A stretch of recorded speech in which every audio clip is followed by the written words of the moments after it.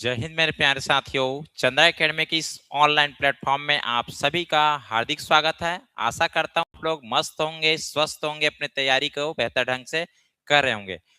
Forest guard की तैयारी करने वाले के लिए एक खुशखबरी है कि चंद्रा एकेडमी जो है आपकी तैयारी को एक कदम आगे बढ़ाने के लिए अब जो है यूट्यूब पर MCQ series special science subject से, क्योंकि आप लोग का जो डिमांड था उसको पूरा करना जरूरी था, तो आप लोग के लिए ये जो एक सीरीज हम जो है स्टार्ट कर रहे हैं। इस सीरीज में जो है मैं स्पेशली साइंस का, फिजिक्स, केमिस्ट्री, बायो का जो ऑब्जेक्टिव क्वेश्चन एमसीक्यू के माध्यम से मैं आप लोग की तैयारी को मजबूत और बेहतर करूंगा। तो आप सभी जो है इस वीडियो में बने रहिएगा, क्योंकि यह वीडियो यह वीडियो जो है फॉरेस्ट गार्ड 2026 में होने वाले एग्जाम के लिए महत्वपूर्ण तो है, साथ ही साथ जो बच्चे सहायक शिक्षक प्रयोगशाला की तैयारी कर रहे हैं या फिर शिक्षक भर्ती की तैयारी कर रहे हैं या फिर कोई भी अदर व्यापम के द्वारा जो भी एग्जाम होते हैं तैयारी कर रहे हैं, उन सभी के लिए यह वीडियो इंपॉर्टेंट है। तो आप सभी जो है इस एमसीक्यू सीरीज में कंटिन्यू बने रहिएगा। चैनल में जो बच्चे नए हैं वो हमारी चंद्रा एकेडमी के चैनल को सब्सक्राइब कर लीजिएगा। और आज जो इस सेशन में मैं आप लोग को बताने वाला हूं कि फॉरेस्ट गार्ड 2024 में साइंस से संबंधित जो 20 क्वेश्चन आए हुए थे वो किस प्रकार के थे, उसी लेवल से हम अपनी तैयारी को आगे कंटिन्यू करेंगे, ताकि इस बार का जो आने वाला एग्जाम है उसकी तैयारी को बेहतर करके आप एक पोस्ट जरूर ले ले। इस टाइप से हम लोग जो है साइंस को एमसीक्यू के माध्यम से करेंगे। तो चलो आइए आज का जो सेशन है हम लोग स्टार्ट करते हैं। इस सेशन में हम लोग जो है फॉरेस्ट गार्ड एग्जाम 2025 में जो 20 क्वेश्चन आए हुए हैं आपके साइंस रिलेटेड, उन सभी 20 क्वेश्चन को हम लोग यहाँ पर, ठीक है, आंसर विथ एक्सप्लेनेशन पूरा डिटेल देखेंगे, ताकि आपको आइडिया लग जाएगा कि आने वाले एग्जाम में साइंस से संबंधित किस प्रकार के क्वेश्चन आ सकते हैं। तो चलो आइए इस सेशन का हम लोग आगाज करते हैं धमाकेदार तरीके से। हमारा क्वेश्चन नंबर फर्स्ट है, आकाश में इंद्रधनुष का निर्माण किसके कारण होता है। ठीक है, तो यहाँ पर हम लोग जो है ऑप्शन देखते हैं, परावर्तन, अपवर्तन, विवर्तन। ठीक है, तो यहाँ पर ऑप्शन फर्स्ट, सेकेंड, थर्ड तीनों ऑप्शन सही हैं। हमारा आंसर क्या हो जाएगा, उपरोक्त सभी। ठीक, चलो इंद्रधनुष के बारे में थोड़ा समझते हैं। ठीक है, जैसे बारिश होती है, बारिश होने के बाद आकाश में जो बारिश की बूंद होती है, ठीक है, वहां पर जब प्रकाश की किरणें पड़ती है, ठीक, कैसे होता है देखिए समझिए। मान लेते हैं ये जो है आपका, ठीक, ये एक बारिश की बूंद है। ठीक, बारिश की बूंद यहां पर बना लेते हैं, ये बारिश की बूंद है। अब देखो हमेशा ध्यान रखना, जो इंद्रधनुष बनता है वो सूर्य के, ठीक है, जस्ट अपोजिट बनता है। क्लियर है, इंद्रधनुष कब बनेगा, सूर्य के जस्ट अपोजिट बनता है और सुबह और शाम के कंडीशन में बनता है। ठीक है, जैसे यहां पर बूंद है, यहां पर हमारा क्या हो जाएगा, सूर्य, यहां पर हमारा सूर्य होगा। ठीक है, ये सूर्य है। अब ये सूर्य जो है यहां पर दिख रहा है, यहां से जो है श्वेत प्रकाश किरणें जो है आएगी। ठीक है, जब श्वेत किरणें जो है इस बूंद पर पड़ेगी, तो इस टाइप से ऐसे स्ट्रेट, ठीक है, ये प्रकाश की किरणें हैं। तो बताइए, ये प्रकाश की किरणें वायुमंडल से आ रहा है, वायुमंडल से आने के बाद, ठीक है, ये किस में इंटर किया है, ये बूंद में, ये बूंद में इंटर किया है। तो यहाँ पर देखो ये अलग जो आपका क्या है, माध्यम है, ये अलग माध्यम है। तो दो माध्यम में जब प्रकाश ट्रेवल करती है, तो इस कंडीशन में कौन से प्रोसेस होता है जी, यहाँ पर क्या होगा, प्रकाश का अपवर्तन, प्रकाश का, इसको बोलते हैं अपवर्तन। ठीक है, अपवर्तन की प्रोसेस हो गया यहाँ पर।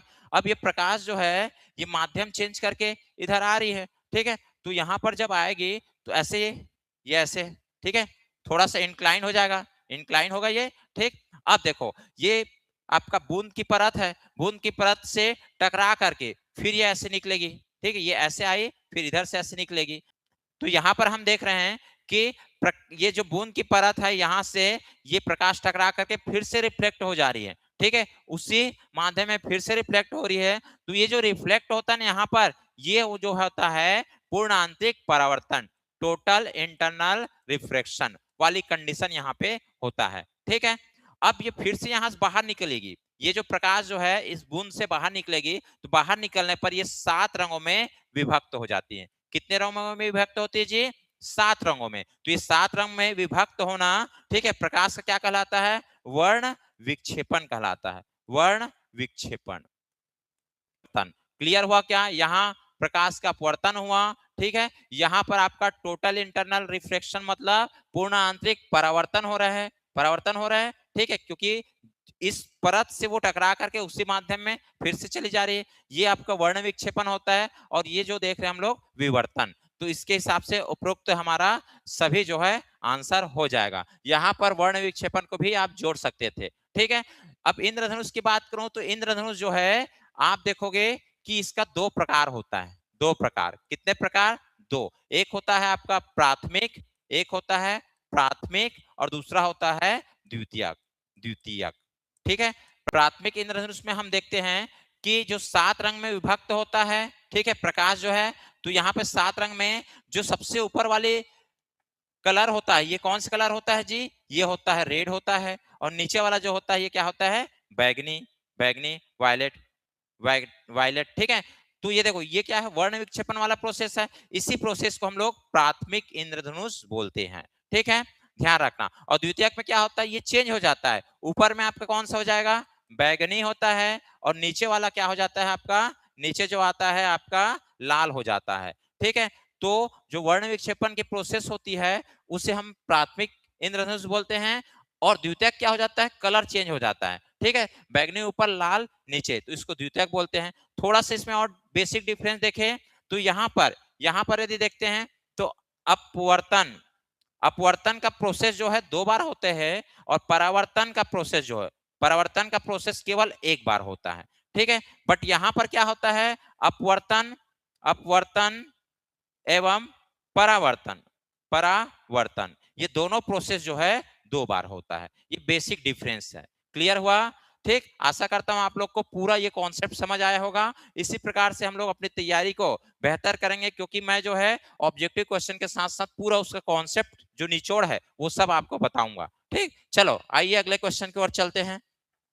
नेक्स्ट क्वेश्चन हमारा है यहाँ पर, ठीक है, सुमेलित कीजिए है, ठीक, यहाँ पर मैच द कॉलम, मैच करना है। देखो ये कॉलम फर्स्ट है और कॉलम सेकंड है, ठीक है। विद्युत चुंबकत्व, ठीक है, क्या बोल रहा है? विद्युत चुंबकत्व है। अगला यहाँ पर चुंबकत्व है, फिर फिलामेंट है, फिर क्या है? सुचालक, ठीक।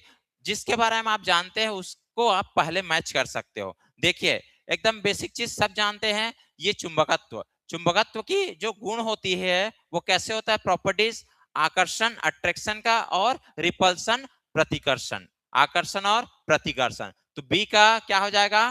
फोर्थ, बी का फोर्थ, ठीक है। दूसरा, ठीक, सुचालक, सुचालक की बात करेंगे। एक होता है सुचालक, दूसरा होता है कुचालक। गुड कंडक्टर ऑफ इलेक्ट्रिसिटी और बैड कंडक्टर ऑफ इलेक्ट्रिसिटी। तो सुचालक में क्या होता है? विद्युत धारा आसानी से प्रवाहित होती है, विद्युत धारा आसानी से प्रवाहित होती है। फिलामेंट होता है, ठीक है, जो बल्ब होते हैं उसमें फिलामेंट होते हैं। तो फिलामेंट में जब इलेक्ट्रिसिटी पास होती है, ठीक है, तो विद्युत धारा का जो है आपका तापीय प्रभाव के कारण वो जो है ठीक प्रकाश देता है, तापीय प्रभाव के कारण। और विद्युत चुंबकत्व जो होता है ये जो है विद्युत धारा का चुंबकीय प्रभाव को बताता है। क्लियर है? बट आपको क्या है, कोई एक मैच करना है, उसके बाद यहाँ पर ऑप्शन देखना है। क्लियर है? ऑप्शन देखना है। तो ए का सेकंड, ए का सेकंड देखिए, ए का सेकंड कहां पर है? यहां पर है और यहां पर है, ठीक है। तो आपका पहला, पहला ऑप्शन नहीं होगा और थर्ड ऑप्शन नहीं होगा। अब देखिए बी का फोर्थ, बी का फोर्थ कहां पर है? बी का फोर्थ यहां पर है, बी का फोर्थ इसमें नहीं है, तो ये आपका गलत हो गया। राइट आंसर कौन सा हो गया? ऑप्शन बी, ऑप्शन बी हमारा राइट आंसर हो जाएगा। क्लियर है? इस टाइप से आपको बनाना है। क्लियर? चलो अगले क्वेश्चन की ओर चलते हैं। नेक्स्ट क्वेश्चन है आपका, ये भी इंपॉर्टेंट क्वेश्चन है, देखिए भाई, ठीक है। यहाँ क्या बोला जा रहा है अच्छे से समझिए। यदि दो असमान द्रव्यमानों की गतिज ऊर्जा, ठीक है, काइनेटिक एनर्जी क्या हो जाए? समान हो जाए, समान है, ठीक है, तो भारी द्रव्यमान का संवेग कम होगा, अधिक होगा, संवेग हल्के द्रव्यमान होगा, या फिर गति अधिक होगी। ठीक है, ये 4 ऑप्शन है। तो आपको बता दूं मैं, जो काइनेटिक एनर्जी होता है उसका फॉर्मूला क्या होता है? 1/2 mv² होता है, ठीक है। अब यहाँ पर बोला है गतिज ऊर्जा क्या है? समान है, तो ये क्या हो गया? कांस्टेंट हो गया, कांस्टेंट हो गया, ठीक है। अब ये दोनों के लिए कांस्टेंट हो गया, तो यहाँ पर क्या होगा देखिए, एम और वी की बात हो रही है, ठीक है, एम और वी, जहां पर एम जो है क्या है, भारी है, एम भारी है, ठीक, एम यहाँ पर भारी है, ठीक है, ध्यान रखना। तो एम भारी होगा तो ये क्या है, वी जो है क्या होगा, कम हो जाएगा, वी कम हो जाएगा, वेलोसिटी कम हो जाएगा, एम भारी है तो, ठीक। अब देखो संवेग के बारे में बात करते हैं, ठीक है, तो संवेग जो होता है, संवेग, संवेग बोले तो मोमेंटम, मोमेंटम, ठीक है, इसको हम लोग पी से शो करते हैं, पी इक्वल क्या होता है, एम वी होता है, ठीक है। अब यहाँ पर पी इक्वल एम वी होता है, यहां से समझिए, ठीक है, कि एम क्या है, भारी है, एम क्या है, इसका मास ज्यादा है, ठीक है, तो वेलोसिटी कम हो जाएगा, तो एम भारी है तो क्या हो जाएगा, संवेग भी क्या हो जाएगा, अधिक होगा, क्योंकि ये बढ़ेगा, क्योंकि यहाँ पर क्या है, डायरेक्टली प्रोपोर्शनल है, तो पी भी बढ़ेगा, ठीक है, एम बढ़ रहा है तो पी भी बढ़ेगा, तो क्या कहेंगे हम लोग यहाँ से, संवेग, संवेग क्या हो जाएगा, यहाँ से संवेग अधिक हो जाएगा, संवेग क्या होगा, यहाँ से अधिक होगा, ऑप्शन बी के साथ चलेंगे, ठीक है, ऑप्शन बी हमारा राइट आंसर होगा, ठीक। चलो नेक्स्ट क्वेश्चन देखिए, अगला क्वेश्चन हमारा है, ठीक है, ये भी इंपॉर्टेंट है, कथन और कारण वाला क्वेश्चन है, ठीक है, चलो पढ़ते हैं भाई, देखिए यहां पर अभी कथन क्या बोल रहे हैं, दर्पण का सूत्र समतल दर्पण पर भी लागू किया जा सकता है, बिल्कुल सही है, ठीक है, दर्पण का सूत्र जो होता है क्या होता है, 1/f equal 1/v plus 1/u होता है, क्लियर हुआ, ठीक। तो ये फॉर्मूला हम लोग समतल दर्पण पर लागू कर सकते हैं, बट समतल दर्पण में ध्यान रखना, जो फोकस दूरी होती है, जो फोकस, जो प्रतिबिंब बनता है वो कहां पर बनता है, अनंत पर, फोकस दूरी अनंत पर बनता है, ठीक है, अनंत पर बनता, ध्यान रखना, तो ये हम लागू कर सकते हैं, पहला इसका जो कथन बिल्कुल सही है, कारण एक समतल दर्पण एक गोलाकार दर्पण होती है, जिसकी फोकस लंबाई क्या होती है, अनंत होती है, ध्यान रखना, जो हम दर्पण यूज करते हैं वो छोटा भाग है, यदि उसको हम बड़ा करते जाएंगे तो एक वो क्या है, गोली आकार का शेप ले लेगा, ठीक है, तो ध्यान रखना यहाँ पर ये कारण भी बिल्कुल सही है, ठीक है, समतल दर्पण का सल, जो समतल दर्पण होता है वो गोलाकार होता है, ठीक, स्फेरिकल टाइप का होता है, जिसकी फोकस लंबाई क्या हो जाती है, अनंत होती है, तो ऑप्शन ए के साथ चलेंगे, ए और आर दोनों सत्य है, और आर ए की सही व्याख्या करता है, क्लियर है। चलो नेक्स्ट देखो, अगला देखते हैं, यहाँ पर क्वेश्चन नंबर नेक्स्ट है, मिलान कीजिए है भाई, ठीक है, चलो इसको सॉल्व करते हैं हम लोग, यहाँ पर मैच करना है, जिसके बारे में आप जानते हैं उसको पहले मैच करना, ठीक है, जैसे जिप्सम और प्लास्टर ऑफ पेरिस अधिकतर लोग जानते हैं, जिप्सम क्या होता है, देखो ये है आपका जिप्सम, ठीक है, कैल्शियम सल्फेट डाइहाइड्रेट, ठीक है, कैल्शियम सल्फेट डाइहाइड्रेट बोलते हैं इसको, ठीक, CaSO4 थ्राइस डॉट 2H2O, ध्यान रखना, जिप्सम की बात करेंगे पीओपी का, तो इसमें क्या होता है, पानी की मात्रा कम हो जाता है, CaSO4 dot half H2O, clear है।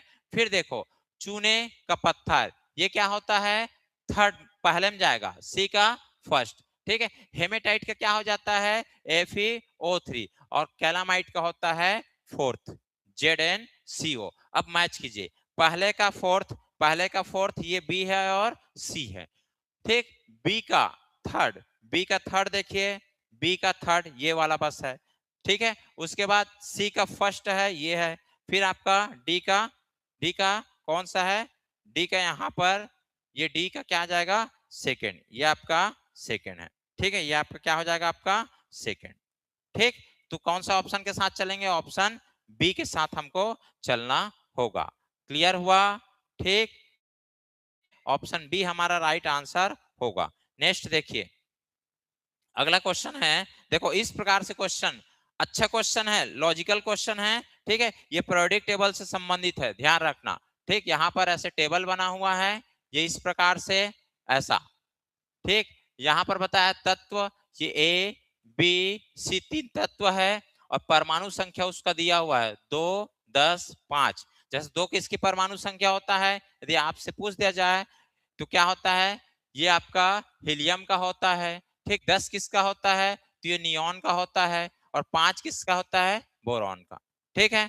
चलो अब इसमें क्या क्वेश्चन पूछ रहे हैं, निम्नलिखित तत्वों में से कौन से एक ही आवर्त में आते हैं, एक ही आवर्त में। ठीक है, देखो आवर्त, आधुनिक आवर्त सारणी में देखें तो आवर्त की संख्या क्या होता है 7, और वर्ग, वर्ग या फिर जिसको समूह बोलते हैं, समूह कितना होता है जी 18 होता है, ध्यान रखना 18 होता है।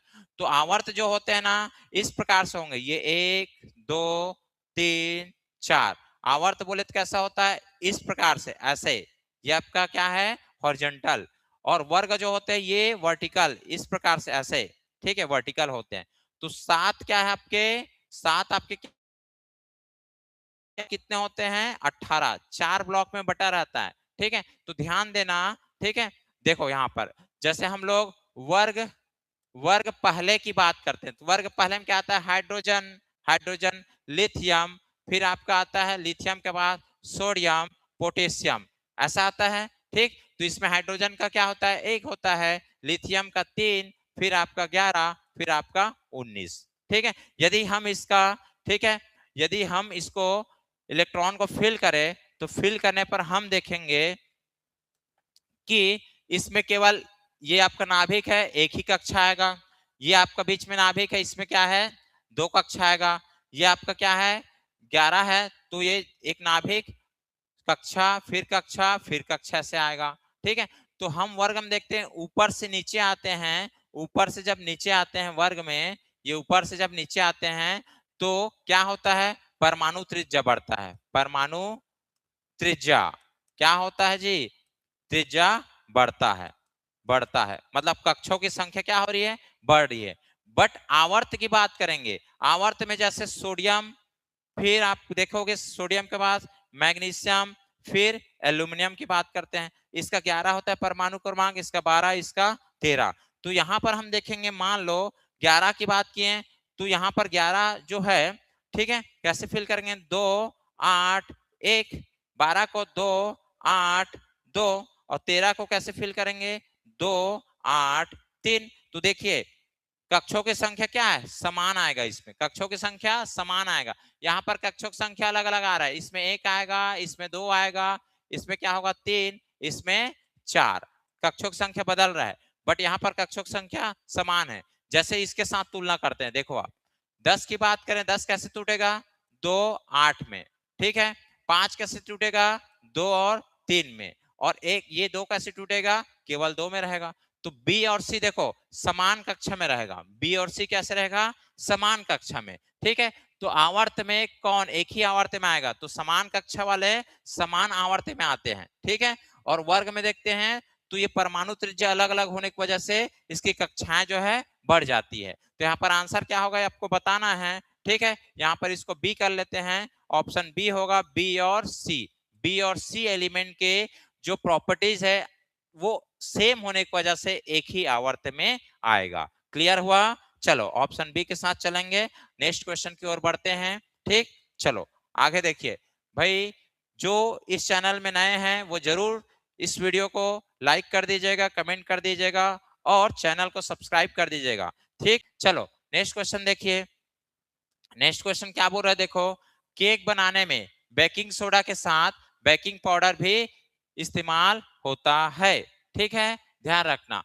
बेकिंग पाउडर में टार्टरिक अम्ल होता है जो सोडियम कार्बोनेट से क्रिया कर कड़वेपन को दूर करता है। ठीक है, यहाँ पर कथन और कारण दिया है, क्लियर, चलो इसको समझते हैं। चलो देखो ये जो बेकिंग सोडा है, ठीक है यहाँ पर बेकिंग सोडा है, ये के साथ बेकिंग पाउडर मिलाते हैं, तो बेकिंग पाउडर जो मिलाते हैं, ठीक है तो क्या होता है NaHCO3 होता है, तो इसको क्या है गर्म करने पर क्या बनता है Na2CO3 बनता है। ठीक है, थोड़े ये क्या है थोड़ा कड़वापन रहता है, तो इसमें क्या मिला देते हैं हम लोग टार्टरिक अम्ल मिलाते हैं ताकि वो टेस्टी हो जाए और हम इसको खा ले। ठीक है, तो यहाँ पर कथन भी सही है, कथन का सही व्याख्या भी कर रहा है, कारण जो है तो ऑप्शन ए के साथ हम चलेंगे। ठीक है, ऑप्शन ए हमारा क्या है राइट आंसर होगा। क्लियर है, ठीक, कथन और कारण दोनों सही हैं, ध्यान रखना। ये NaHCO3 ये आपका बेकिंग सोडा का फार्मूला है, इसको गर्म करते हैं तो Na2CO3 बनता है। इसमें जो सोडियम कार्बोनेट में टार्टरिक अम्ल डालते हैं क्योंकि ये थोड़ा सा, ठीक है कड़वाहट लगता है इसको, तो इसको हल्के से क्या है, कड़वाहट को दूर करने के लिए हम लोग टार्टरिक अम्ल, ठीक है, टार्टरिक अम्ल डालते हैं, फिर उसको हम लोग खाने के लिए यूज करते हैं। ठीक है, तो यहाँ पर पहले ऑप्शन के साथ हम लोग चलेंगे। नेक्स्ट क्वेश्चन देखिए, ये आपका नेक्स्ट क्वेश्चन है, NH4 ट्वाइस S4 एक क्या है? ठीक है, ये पूछा है आपको, ये है क्या? ठीक, तो ध्यान रखना, ये उदासीन लवण है क्या, क्षारीय लवण है क्या, या अम्लीय लवण है, या फिर ये आपका क्षार है? तो ध्यान रखना, ये अम्लीय लवण है, अम्लीय लवण है। ठीक, अब इसके बारे में हम लोग समझते हैं। ध्यान रखना, ये क्या है एक्चुअल में, अमोनियम सल्फेट है, अमोनियम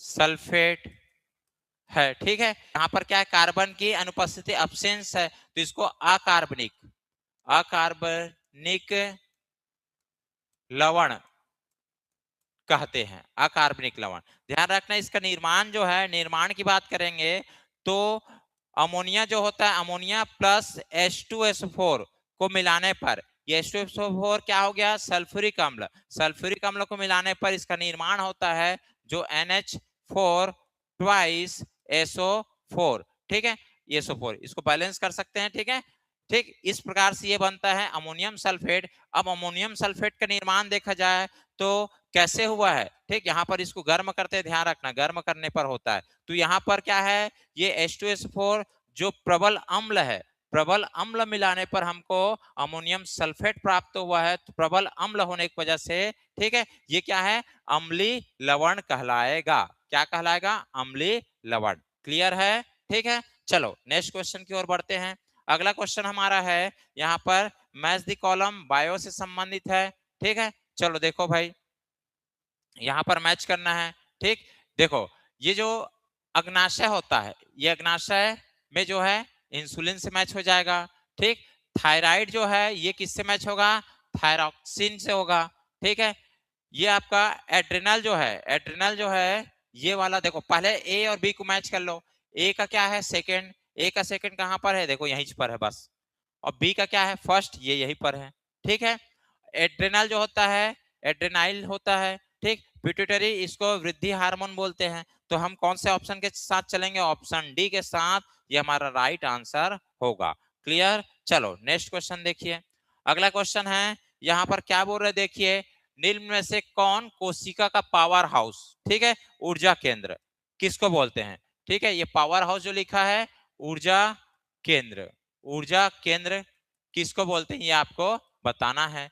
तो नाभिक को बोलते हैं क्या, ठीक, ये बताना है आपको, नाभिक को बोलते हैं क्या, या फिर राइबोसोम को बोलते हैं क्या, माइटोकॉन्ड्रिया, या फिर आपका रेटिकुलम। ठीक, ये चार आपके पास ऑप्शन है, इसमें आपको बताना है। तो राइट आंसर आपका कौन सा होगा, माइटोकॉन्ड्रिया, इसको बोलते हैं पावर हाउस ऑफ सेल।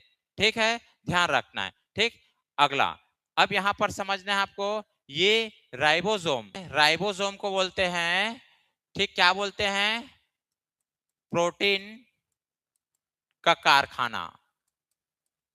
ठीक है, प्रोटीन का कारखाना।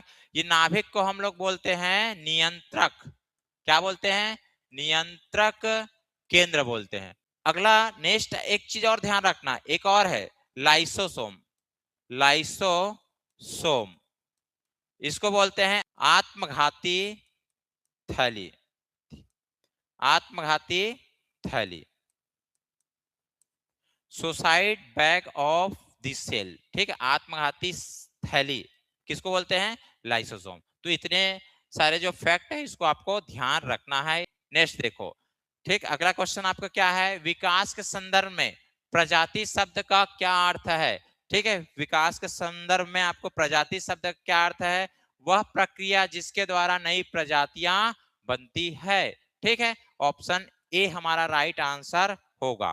क्लियर? चलो नेक्स्ट क्वेश्चन देखिए।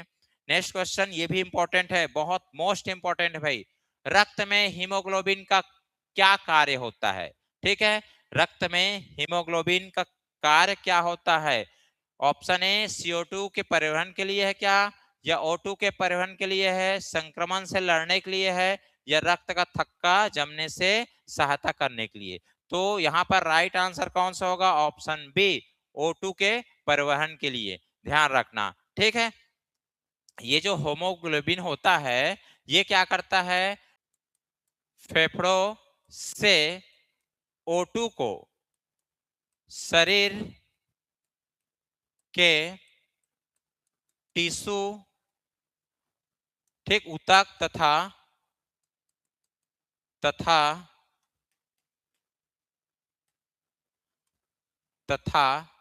ठीक अंगों तक, अंगों, पार्ट्स, बॉडी पार्ट्स तक ले जाता है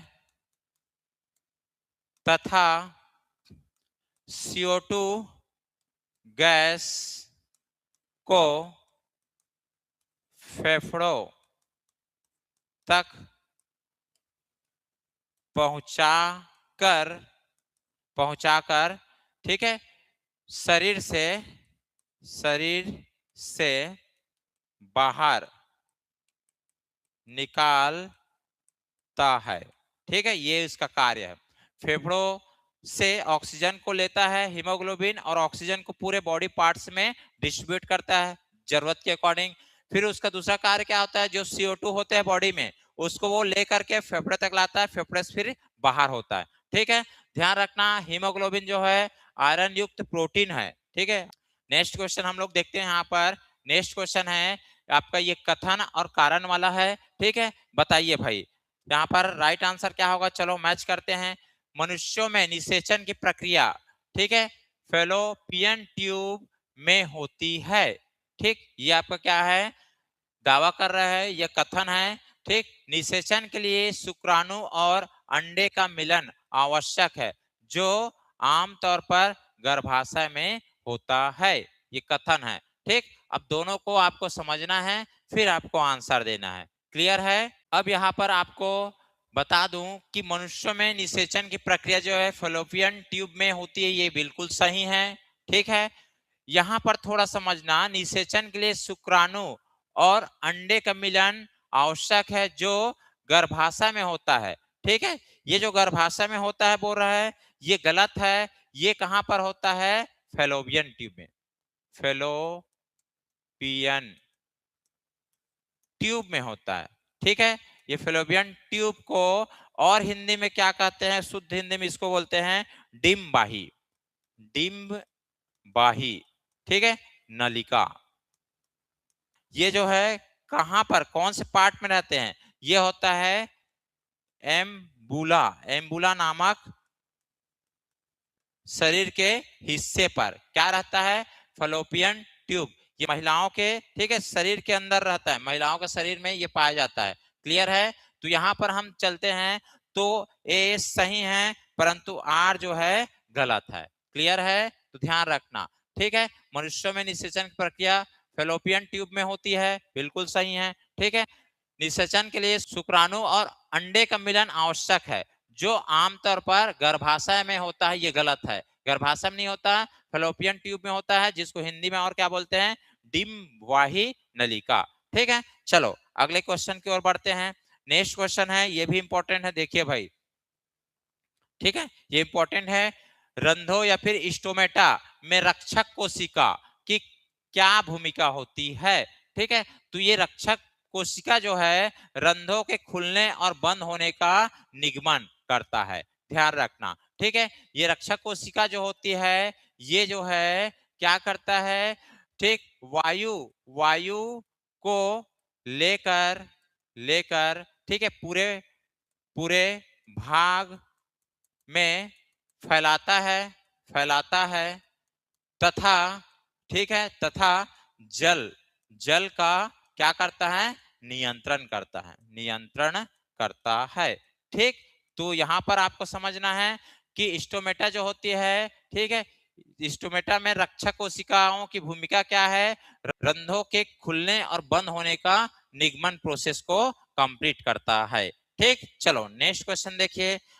नेक्स्ट क्वेश्चन आपका है, इंपॉर्टेंट क्वेश्चन है, पौधों में जाइलम की क्या भूमिका होती है। तो ध्यान रखना, पौधों में जो जाइलम होती है उसकी भूमिका है पत्तियों से पौधों के अन्य भागों तक भोजन का परिवहन करना। ठीक है, ये जाइलम ये जो है एक प्रकार का क्या है, टिश्यू है, ऊतक है, ऊतक है, ऊतक है, जो क्या करता है, जो क्या करता है, जड़ों से, ठीक है, जड़ों से जल, पानी एवं जो खनिज होते हैं, खनिज मिनरल्स, खनिज को, ठीक है, पूरे पौधों पौधों के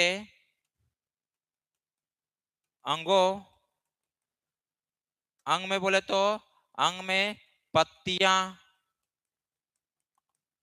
एवं तनों तक पहुंचाती है, ठीक है, पहुंचाने का कार्य करता है। ठीक, चलो तो ऑप्शन सी हमारा राइट आंसर हो जाएगा। अगला क्वेश्चन देखिए, नेक्स्ट क्वेश्चन है, इंपॉर्टेंट क्वेश्चन है, ठीक है। यहाँ पर आप मैच दी कॉलम फिर से आ गया है, ठीक, तो ध्यान रखना यहाँ पर ऑक्सिन जो होता है, ये जो होता है क्या होता है, कोशिका बढ़ाव का कार्य करता है। जिब्रेलिन जो होती है, ठीक है, ये क्या करती है, बीज अंकुरन की कार्य करती है। और साइटोकाइनिन जो होती है कोशिका विभाजन में हेल्प करता है। एब्सिसस अम्ल जो है, ठीक है, ये जो है विकास को क्या करता है, रोक देता है। ठीक, तो यहां पर हम देखते हैं तो ऑप्शन ए के साथ चलेंगे, राइट आंसर क्या हो जाएगा, ऑप्शन ए। क्लियर है? ठीक, चलो नेक्स्ट क्वेश्चन की ओर बढ़ते हैं। नेक्स्ट क्वेश्चन है, फूलों का कौन सा भाग निषेचन के बाद फल में विकसित होता है? तो ध्यान रखना, फूलों का जो अंडाशय वाला भाग है, ये जो है निषेचन के बाद फल में विकसित होता है। ठीक, तो नेक्स्ट क्वेश्चन देखिए। अगला क्वेश्चन हमारा है, सही विकल्प चुनना है, ठीक है। देखिए भाई क्या बोल रहा है कि प्रकाश संश्लेषण एक एंडोथर्मिक प्रक्रिया है। हाँ बिल्कुल है, ठीक है। प्रकाश संश्लेषण में CO2 और पानी को ग्लूकोज, ठीक है, पानी को ग्लूकोज और O2 में परिवर्तित करने के लिए प्रकाश ऊर्जा का अवशोषण शामिल होता है। ठीक है, ये जो प्रकाश संश्लेषण की जो प्रोसेस होती है, इसमें प्रकाश जो मिलते हैं वो एक ऊर्जा का रूप होता है, ठीक है, जिसको क्या होती है, क्या होता है, ये जो ऊर्जा है वो अवशोषण करता है, कौन, पौधे जो होती है। ठीक है, तो ध्यान रखना कथन और कारण दोनों सही हैं। राइट आंसर क्या हो जाएगा, ए ऑप्शन। ठीक है, ये एंडोथर्मिक जो होती है, ये सूर्य का जो प्रकाश है उसको ऊर्जा के रूप में क्या करता है, ये अवशोषण करता है। क्लियर है? तो दोनों जो है कथन और कारण दोनों सही है, तो ऑप्शन ए के साथ चलेंगे।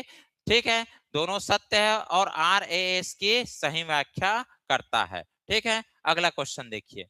नेक्स्ट क्वेश्चन है, देखो ये क्वेश्चन थोड़ा सा ना टफ लेवल का है, बट थोड़ा समझदारी दिखाएं तो हम जो है इसमें, ठीक है, इसके आंसर तक जा सकते हैं। ये जो MEV है, ये होता है मेगा इलेक्ट्रॉन वोल्ट होता है। ठीक, इससे हम लोग ऊर्जा ऊर्जा का मापन करते हैं। बोले तो जो एकदम छोटे पार्टिकल्स होते हैं, ठीक है, माइक्रो पार्टिकल्स होते हैं, ठीक है, जिसकी गति होती है, उसकी हम जो है ऊर्जा का गणना करते हैं, या ऊर्जा का यूनिट लिखते हैं, किसका, MEV। ठीक है, ध्यान रखना ये ऊर्जा के लिए है, ऊर्जा की इकाई है। ठीक है, किलोवाट आवर, ठीक है, किलोवाट आवर, ये भी ऊर्जा का इकाई है। जो घर में हम लोग बिजली खर्च करते हैं, ठीक है, उसको हम लोग किलोवाट आवर में हम मापते हैं। ये भी एनर्जी ऊर्जा के लिए है, ध्यान रखना। और ये आपका क्या है, W वाट, वाट किसका होता है, शक्ति, शक्ति पावर का SI यूनिट है, पावर का SI यूनिट है, ठीक है, शक्ति का। और MJ ये मिली मिली ठीक, जूल, मिली जूल ये भी ऊर्जा का इकाई है। प्रश्न में क्या बोल रहा है, कौन सी इकाई अन्य से भिन्न है, तो ऑप्शन सी हमारा राइट आंसर होगा, ध्यान रखना। क्लियर है? ये जो MEV होता है, जो परमाणु में उपस्थित प्रोटॉन, न्यूट्रॉन, इलेक्ट्रॉन बहुत स्मॉलेस्ट होती है, तो उसकी ऊर्जा को मापने के लिए करते हैं। रेडियोएक्टिव तत्व होते हैं या रेडियोएक्टिव जितने भी किरणें होती हैं, उसकी गति को मापने के लिए यूज करते हैं। बोला जाए तो MEV जो होती है, ये बहुत स्मॉलेस्ट पार्टिकल्स के जो उत्पन्न ऊर्जा को मापते हैं, ध्यान रखना। ठीक है, तो यहाँ पर भिन्न कौन सा है, ऑप्शन सी हमारा राइट आंसर होगा। क्लियर? चलो ये लास्ट क्वेश्चन है, इस सेशन का। ठीक है, चलो लास्ट क्वेश्चन कर लेते हैं। देखो क्या होता है जब एक अम्लीय विलयन की क्षारीय विलयन में मिलाया जाता है। तो ये जो है अम्ल क्षार से संबंधित, ठीक है, क्वेश्चन है। आपको बता दूं कि एसिड प्लस बेस को जब मिलाते हैं तो यहां पर जो है उदासीनीकरण, उदासीनीकरण, ठीक है, न्यूट्रलाइजेशन रिएक्शन होता है। ये एसिड बोले तो HCl मिला लेते हैं और बेस जो है NaOH मिला लेते हैं। ठीक है, तो इसके रिएक्शन से क्या बनेगा, आपका सॉल्ट बनता है, सॉल्ट।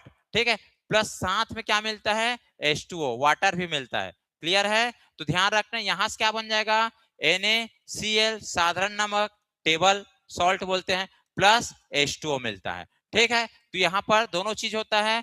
और एक चीज और ध्यान रखना, जो यहाँ पर ये मिल रहा है क्या, NaCl, ये एक प्रकार से H2O भी निकल रहा है यहाँ से। ठीक है, तो यहाँ पर एक जो अभिक्रिया होती है, ये जो अभिक्रिया होती है ना, उदासीनीकरण अभिक्रिया, इसमें जो है उष्मा छेपी, ठीक है, उष्मा छेपी, ठीक, यह अभिक्रिया को उष्मा छेपी की अभिक्रिया भी हम कहते हैं। तो उष्मा छेपी अभिक्रिया मतलब उष्मा, उष्मा यहां से क्या होती है, उष्मा उत्पन्न होती है, उत्पन्न, उत्सर्जन होती है। ठीक, तो उष्मा उत्सर्जन हो रही है, मतलब यहां से क्या पता चलेगा, टेम्परेचर, टेम्परेचर क्या हो रही है, इंक्रीज हो रही है। ठीक है, तो ध्यान रखना।